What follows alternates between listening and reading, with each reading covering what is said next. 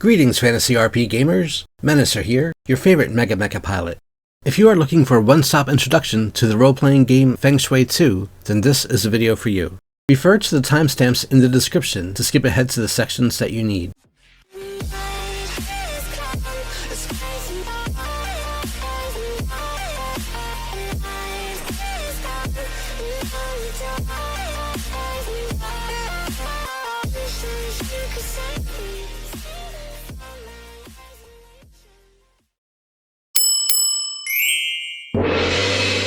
In Feng Shui 2, you get to play characters that are based on popular action movie archetypes, and plots unfold with action movie pacing and structure. When playing it, you bend reality nearly to the breaking point in pursuit of pyrotechnic, implausible fun. The official setting matches up action movies of genres usually kept separate, while also blenderizing the Hong Kong and Hollywood traditions. In the spirit of quick action, Feng Shui 2 foregoes the extended character generation you may be familiar with from other games, instead presenting you with 36 ready-to-play archetypes. As a player, all you need to do is consider the type of character you would like to play, then grab that archetype sheet and personalize it. Here is a peek at each of the 36 archetypes to choose from.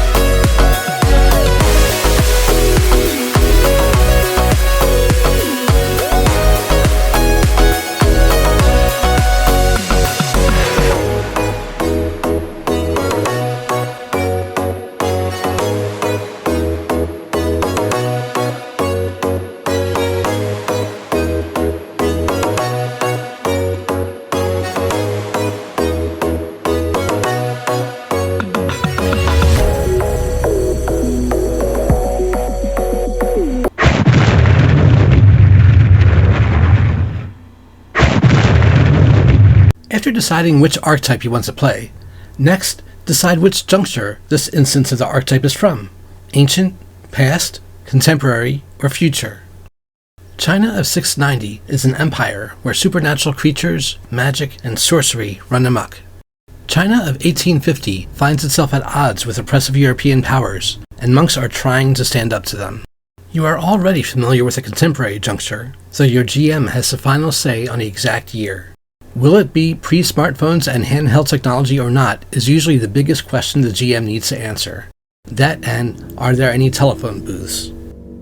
In the future juncture, the Earth's population is only 3% of what it is today. Resources are scarce, and it is basically a post-apocalyptic battleground. Your GM will give you more particulars if your character initially hails from this juncture. Looking at the top right of the first page of your character sheet, you will see icons representing the junctures available to that archetype. Not every character has all of the juncture icons shown. The icons that are shown indicate that the game designers advise this particular archetype can hail from these junctures. The topmost icon is the biggest, and this means that most characters of this archetype hail from that juncture, but it is also possible to select from the other junctures shown. The Metropolis icon represents the contemporary juncture. The Sweeping Roofs icon represents the ancient juncture. The Junkship icon represents the past juncture. The Radioactive icon represents the future juncture. Now that you have chosen your archetype and its juncture, it's time to personalize it. What is your character's name? Tell us, in a sentence or two, who your character is. Then tell us the primary driving force in your character's life. The more dramatic, the better. Page 22 of the PDF has some good examples of melodramatic hooks, and this is a good time to encourage you to buy it online or from your friendly neighborhood gaming store. A quick word about Buyin-In. In Feng Shui 2, it is the Game Master's role to tell you what is happening around you. It then becomes your job to explain why you are there and what you are doing. Your motivation is your job, not the GM's. You decide why you are working with other players, and everyone shares in the storytelling. Anyone can add details to the scene, and everyone should generally work together to make things awesome and worthy of recognition in the archives of the Jedi Order. The center of the second page of your character sheet breaks out all the Schticks your character starts with. Schticks are abilities that your character has, and they can usually be used as an action on your turn. Some Schticks have a shot cost, some have a fortune point cost, and some have both. Other Schticks may always be active, and some might automatically take effect when a certain event happens. To better explain shots, sequences, and keyframes, let's take a look at the shot tracker. After rolling for initiative, tokens representing the player characters and the NPCs are placed on the shot tracker. The token on the highest number will be the first to act. Whenever a player character is on the same number as a non-player character, the player character always gets to act first. When it's your turn, you decide what you're going to do, and then determine how many shots that action will take. Most actions take 3 shots, and you can move a short distance when taking most actions. After you take your action, move your token down the tracker by the number of shots your action costs. Now you know the next time you'll be able to act. A sequence has ended once all tokens have moved all the way down and off the board. When this happens and combat is still going on, new initiative rolls are made and tokens placed back on the shot tracker according to their new initiative rolls. A new sequence has now begun. An effect that lasts for a keyframe starts taking effect on whatever the shot number is now in this sequence until the start of the same shot of the next sequence. Most combats end midway through the third sequence. Not every archetype starts with skills, but the ones that do have them listed on the center of the second page of their character sheet. Any player can use any skill, even if they do not have it listed on their character sheet. In such cases, use the default skill value of 7. Most skills can be used in or out of combat. Your character's stats are listed on the rightmost side of the second page of the character sheet. Your primary attack is listed at the top, and the backup attack is listed just below it. Not every archetype starts with a backup attack, but for the ones that make sense for your character to be able to use that are not listed, you can use at a value of 7. Most primary attacks and backup attacks can also be used to make certain knowledge and skill checks. Note that you can negotiate with your GM if you would like to start with a certain skill or backup attack at a value higher than 7, but the GM will not allow its value to be equal to or greater than an archetype controlled by a player that already has it. Also, note that all archetypes are already designed as a perfect balance to each other, and each archetype is already awesome at the very start. Under your archetype's attacks is its defense. This is the number adversaries need to meet or beat when trying to hit you. Then your character's toughness is listed. You subtract this number from any damage you take. Note that if a source gives you wound points, you don't get to subtract your toughness from that. This is strictly for damage. Underneath your character's toughness is their fortune point stat. Fortune points is the only stat that gets lower when you use it. It is a spendable resource. Fortune points are primarily spent to power Schticks, which roll a 6-sided dice and add the total as a bonus to a check you just made. Most characters call the stat Fortune, but your archetype might call it Chi, Genome, or Magic. Regardless of the name, they each work the same. Your final stat is Speed. This stat is primarily used when you make initiative checks. An initiative check is a closed roll check. You only roll one 6-sided dice, the dice does not explode, and you add the result of the dice roll to your speed stat to determine your initiative. Your archetype speed starts at either a 5, 6, 7, 8, or 9, making possible initiative results somewhere between 6 and 15. The higher your speed stat is, the more likely you are to have more than a couple turns per sequence. Located at the bottom of the second page of your character sheet is the wound points tracker. This looks exactly the same for most archetypes, though the Big Bruisers is different and better. You subtract your toughness from damage received. The rest gets recorded on your wound points tracker. Wound points received get added directly to the wound points tracker. Once you have accumulated 25 wound points, you receive a -1 impairment penalty to all attacks and checks, etc. Once you receive 30 or more wound points, the -1 impairment penalty becomes a -2 impairment penalty. Should you receive healing that brings your wound points below 30 or below 25, your impairment penalty from damage and wound points decreases or gets removed. Sources other than damage and wound points can give you impairment penalties, and they add up. However, your impairment will never rise above -2 for damage or wound points received. Let's talk about up checks and death checks. When you reach or exceed 35 wound points, you can choose to go down, or you can choose to make an up check. If you pass the up check, you can keep fighting, and if you fail, you don't get a choice. You're going down. If your opponent is fighting to kill, whenever you make an up check, you take a mark of death. If you use a fortune point to increase your chance of success on the up check while your opponent is fighting to kill, you get another mark of death. Marks of death are dealt with after combat is over. It is possible to get marks of death outside of combat. When this happens, the mark of death is dealt with after the next combat. When combat is over, you only ever make one death check.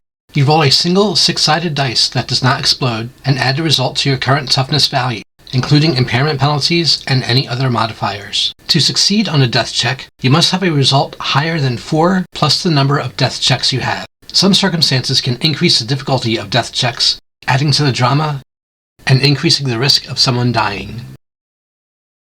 Note that you are not permitted to add fortune to death checks. Also note that you do not have to make a death check if you don't want to. You can just choose to have your character die without rolling. Act out your final scene, have your character gasp out their last words, and die.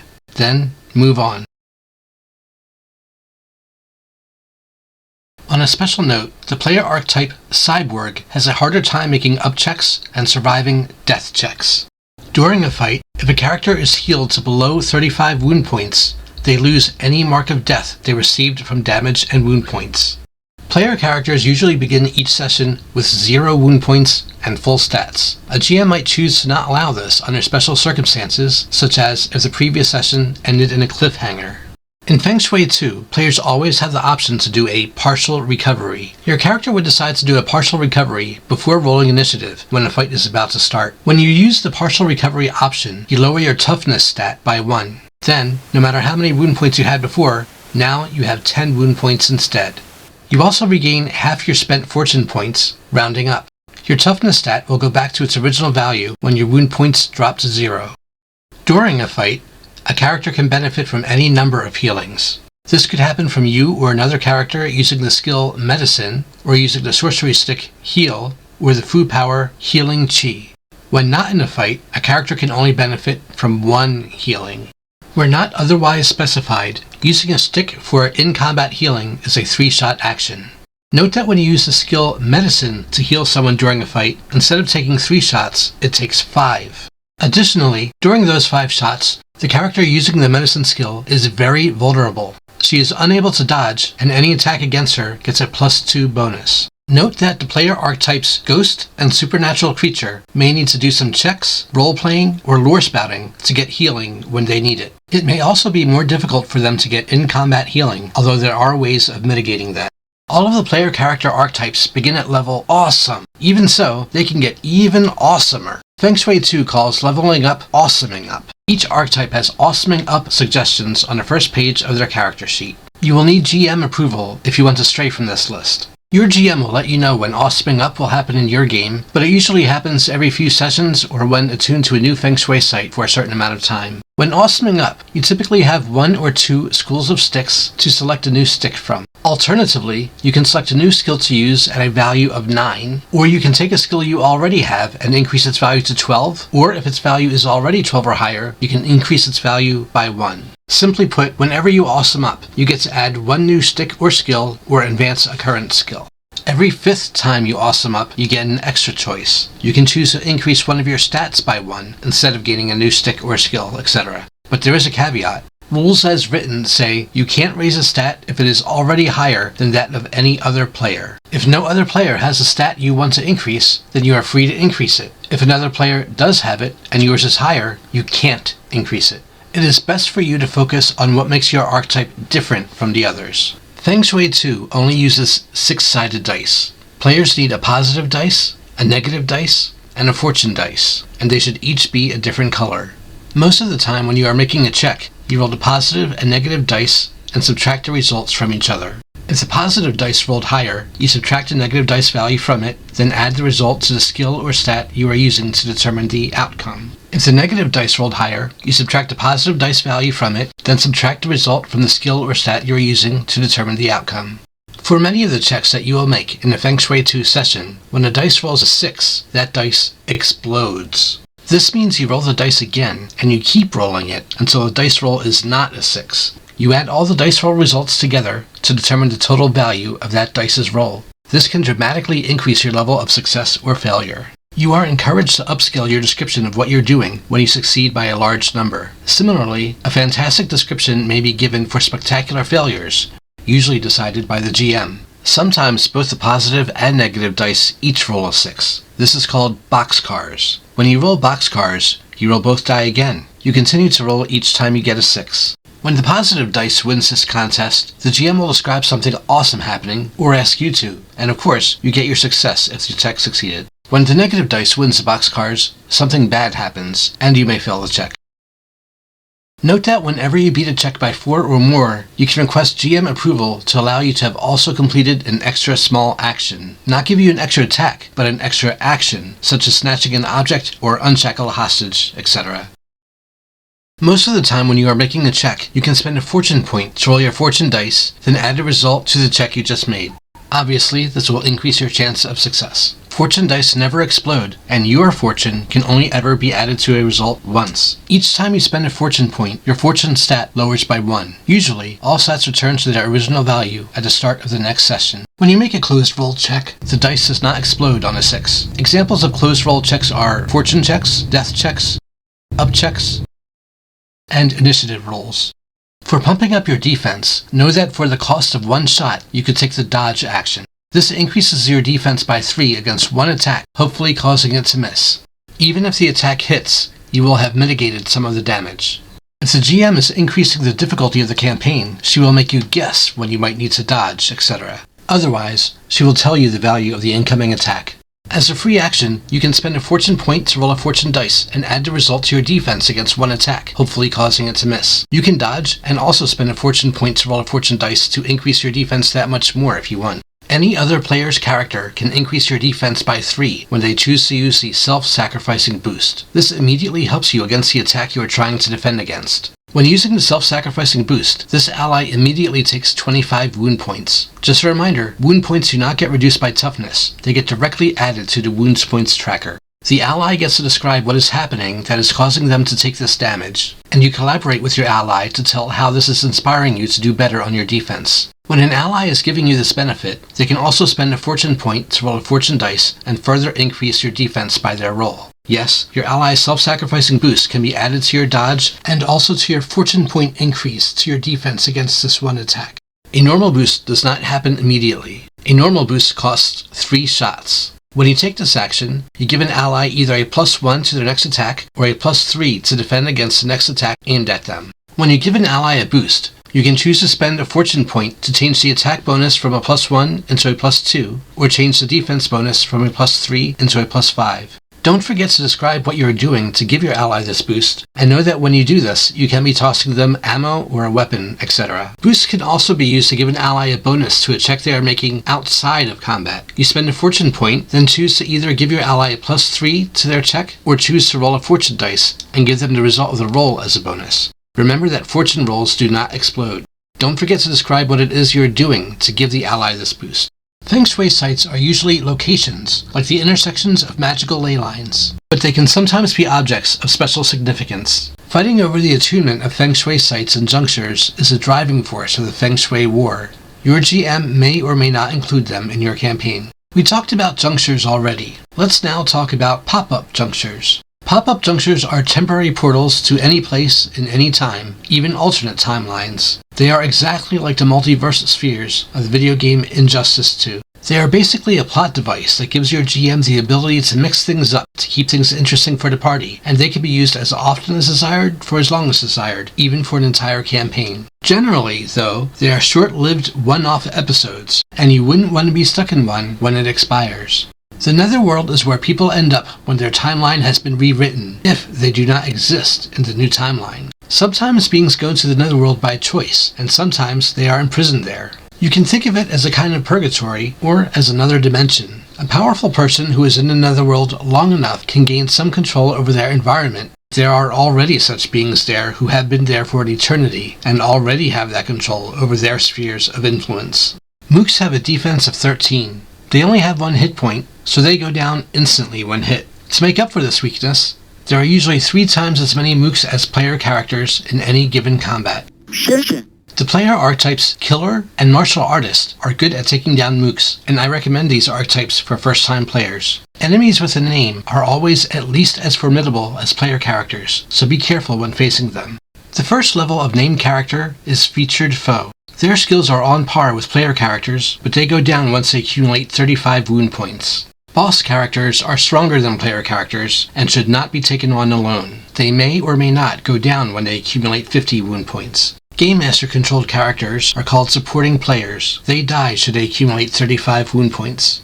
What do the 3 numbers next to the listed weapons mean? The first number is the amount of damage you get to add should you hit with this weapon. The second number is how hard it is to conceal this weapon.